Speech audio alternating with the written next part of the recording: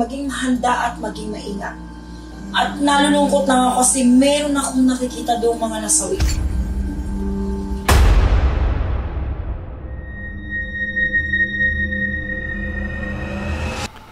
Hello po mga ka-PTV, maligayang pagbabalik po sa ating channel at magandang araw po sa inyong lahat.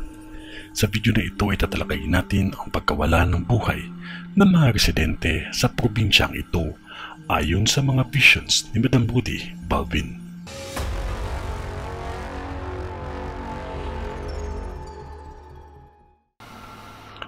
May mga nakikita akong ilang pagyanig o lindol na dadanasin ng probinsyang ito.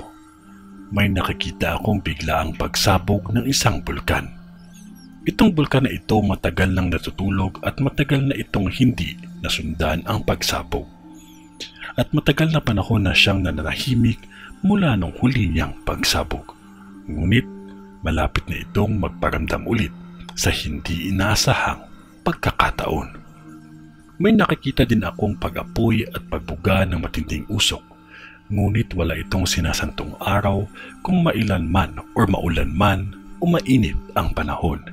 Dahil sa vision ko, animoy makakapal na alikabok, usok, init at apoy. Ngunit may nakikita din akong makapal na putik nang dahil sa walang tigil na ulan. Maging maingat lamang mga taga-lugar dito sa pagmamaneho dahil may aksidente akong nakikita na mangyayari pa lamang.